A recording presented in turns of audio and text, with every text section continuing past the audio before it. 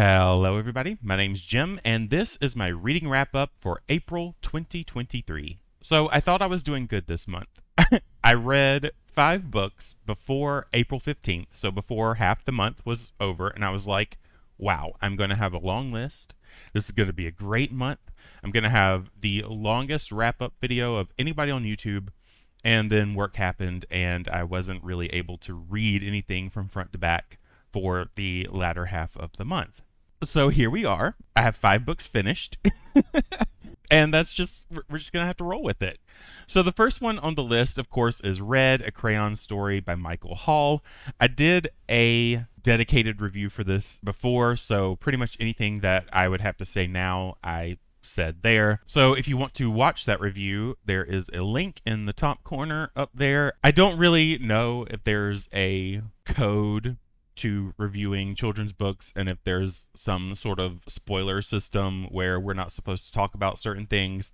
So I didn't really talk about the outcome of the book. I mostly went over the various applications that this book has and how it could very possibly relate to a lot more than people are giving it credit for. So if you're interested in learning more about this book, do check out that review. Leave a comment, leave a like if you want to. Do all that fun stuff. I'm not really going to talk about it much more here. The next book I read this month is The Yellow Wallpaper by Charlotte Perkins-Gilman.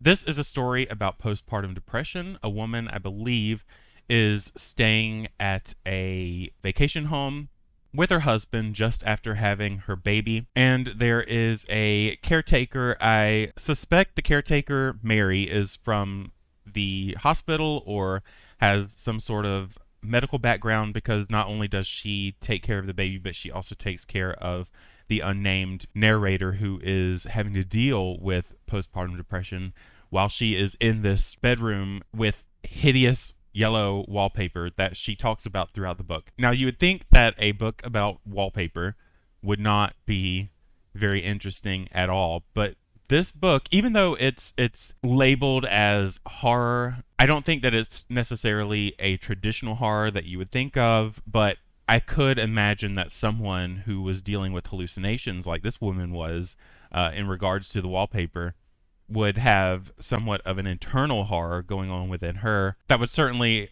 affect her way of thinking, which she goes through in the book, and how she interacts with her surroundings. Basically, this book is about her spiraling, and a lot of it has to do with the wallpaper, seeing figures, wanting to tear it down, and most importantly, the fact that her husband and the caretaker don't really understand that she is going through postpartum depression. This is the first book that I tried audio format with, and I think I want to try it again. I want to read it actually, physically. I want to look at the words on the page. One thing I think I'm good at is that in conversations, I remember what you specifically are telling me, but I don't necessarily remember what you tell me about someone else. And I feel like with audiobooks, that sort of thing happens where I'm hearing everything secondhand, but I don't really feel or grasp what's really happening in the story. The narrator that I listened to had a very soft, sweet, kind of positive sounding voice, and I think that tone really matters. So if you listen to an audiobook, the emotional impact that you take away from a book is often very dependent on the person that you're listening to. And I feel like if I physically read the words, then that could possibly amplify the horror aspect. I could apply my own tone to what Charlotte Perkins-Gilman has written. So I think I'm going to go back and read this again, but I still gave this book 4 stars. So it wasn't bad at all. I was constantly just shaking my head at the situation and was just generally worried and concerned about the unnamed woman's mental state throughout this book. So it really is impactful. It is a very good read, but I do think that I would like to read it again. It's a short one, so it shouldn't be too bad. The next book on the list is one that I teased last month. We Are Also Good at Smiling by Amber McBride. This is another story about depression. This one is clinical depression. And reading these 2 stories back to back, it kind of makes me think just how far we haven't come when it comes to mental health. and understanding depression. After reading some of the reviews for this book specifically, I think that people were expecting an external view of depression and having to deal with it and overcome certain obstacles. But the way that I interpreted this book is that it took place in Whimsy, that's the main character, Whimsy's internal world. Maybe not everything was happening in real time, maybe not everything was real, because there was a lot of things that were disjointed, a lot of things were somewhat magicked away. It could also be that this story was written in verse, and when you write in verse, you may run the risk of leaving certain things out, because there were some elements that I think should have been in this book, especially pertaining to a secondary character that I didn't feel was covered enough. I would like to have known more. But the way that I would describe this book is that it is not an explanation of clinical depression. It is a demonstration. Because we are in her internal world, we are in her head. And as somebody who has dealt with depression, not clinical, but depression off and on, I can tell you it is very disjointing. It's very discombobulating at times. Your thinking isn't necessarily clear, and while this story does have a structure from front to back, you are able to follow along in the story, it still does feel disjointed. It feels a bit trippy and odd and off. And personally, I think that's what I liked about it. It's what she felt. It's what she saw in her internal world. So I thought that this was very well done. And again, the cover is absolutely beautiful. I had to look up who designed this cover. I think her name is Michelle McMillian. She works for the publisher that published this book. I'm not sure if she necessarily was the one who designed it, but she was labeled as the head of the design department with that publishing company. So well done to her. I have to give her her accolades. She did a great job. Now, this is where I think that a lot of people are going to click off of this video or dislike it or both. I'm Afraid of Men by Vivek Shraya is certainly a title that hooks you. I saw it and I was like, "Ooh, we have to dig into this." But if I am here to provide comfort, this memoir is not anti-man. It does go through her experiences, however, growing up gay and then ultimately transgender. It talks about how on one side she was deemed too feminine, while on the other she was deemed too masculine. I probably should have said in the beginning that she is a transgender singer, and this is her memoir. But a lot of these experiences are things that I personally faced, especially when I lived in a small town where everybody knew everybody. She mentioned one thing in particular that caused me to have to put the book down, and that was about her walk. Before she transitioned, she worked, I believe, for a salon, a beauty salon, where there was a man, I think he was a straight man, where he taught her how to walk like a man. And that's something that I dealt with because a lot of times, even in high school and growing up into adulthood, people would tell me that I had a little bit too much sway in my step. So I would start to walk like a robot. I didn't want to swing my arms too much. I especially didn't want to sway my hips too much. First of all, unfortunately, I do have a medical thing where one of my hips is higher than the other one. So hip swaying is just going to happen with me anyway. But there was a checklist that I would go through all the time, just navigating the world so that I didn't look a certain way. And part of that was also not making eye contact with people because I just felt constantly judged by strangers on the street and by people that I even knew.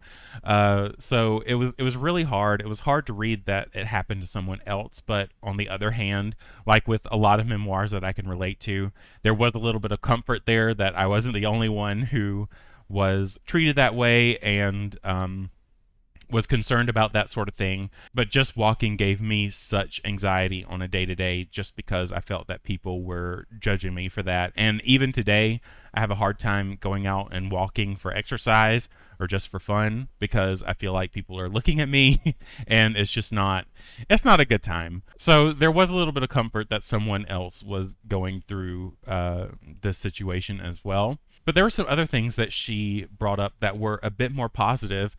I think, honestly, There was a lot of support for men in this. Of course, a lot of the negative experiences that she experienced firsthand were from men, but a lot of that has to do with these labels that we set on men to behave a certain way, and therefore those men expect other men to act that same way. And we as a society, unfortunately, have dropped the ball when it comes to encouraging positive masculinity. And I think that's something that we just need to work on as people. The memoirs this year are killing it. I don't know what it is. I'm just enjoying every single one that I've read so far. And also the ones that I read before this year. I think I only read Unfollow before this year. But either way, it was amazing too. I don't want to say that I want to go out and look for a memoir that's notoriously bad. But I think if all of these memoirs are as good as the ones that I've read so far, then maybe I should seek one out just to see what one looks like. And if I end up liking it too, then maybe I just love learning about people's lives and I can't not hate a memoir no matter who writes it. If you have any suggestions for bad memoirs that you've read, leave them in the comments below and I will maybe give it a shot. So the last book on the list is Different, A Great Thing to Be by Heather Avis.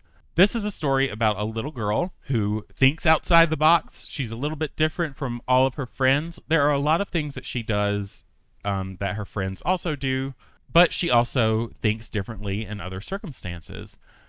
This story is just about accepting others' differences. I think a lot of comments wanted to know specifically what difference she had, because I think based on the illustrations, maybe it wasn't so clear, but Heather Avis created this character around her own daughter who has Down syndrome, so it's pretty rational to believe that this character in this book has Down syndrome as well. If I could assume something about why she maybe didn't put a label on this main character, I think that she wanted to tell the story on a broader scale, that there are many people with many differences that you can respect and admire. As a child, if you see anybody with any of these differences, befriend them, don't make fun of them, that sort of thing. So I do get why she did that. We didn't necessarily want to put the spotlight on one thing when there are conditions and ways of learning and abilities that children should grow to understand over time. But yeah, overall, my feelings for this book, I really enjoyed it. I thought it was cute. The illustrations were great. I believe I gave this 5 stars. So this last book that I'm reading is Tanya Tania by Antara Ganguly. I am only about halfway through the book. I don't think I'm going to finish it before this video is live. But it's a story about 2 girls, one living in Pakistan and one living in India, who have become pen pals because their mothers were best friends in college and they convinced their 2 daughters to write to each other. Really cute concept. I think there is a lot more to their countries that I haven't learned yet, but now that I'm halfway through, I don't feel that this book is progressing very far. Both of these girls are very shallow. They're very much into their appearance.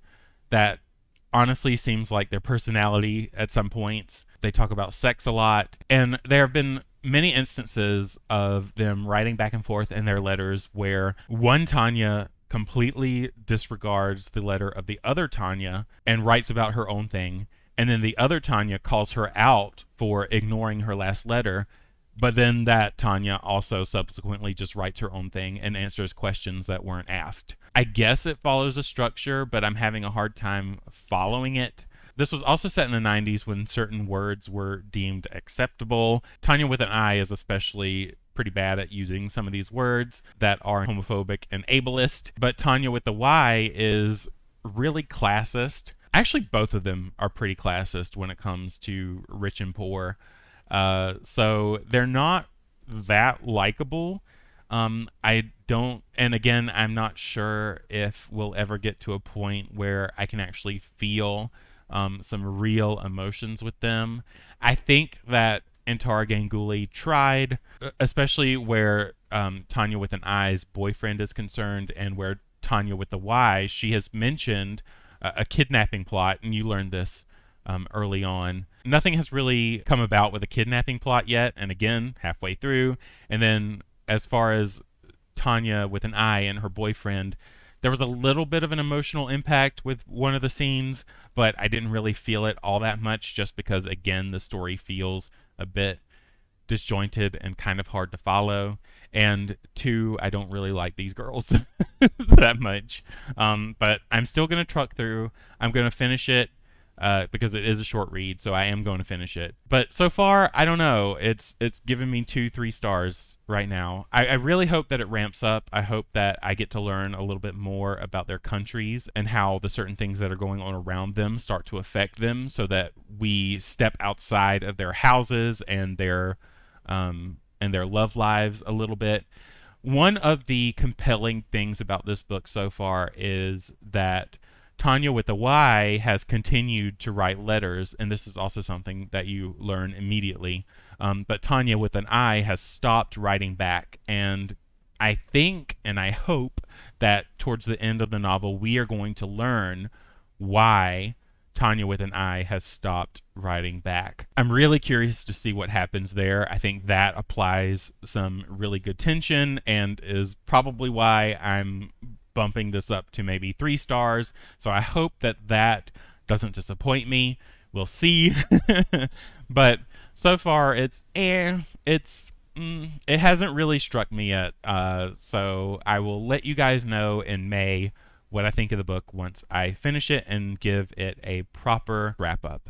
But yeah, that's it. If you like any of these books, as always, they are linked in the description. Click on that. Go to the page and select the retailer of your choice to purchase the book from there. Or you can check the books out in your library if they are available. Otherwise, I've been Jim. You've been great. Happy reading.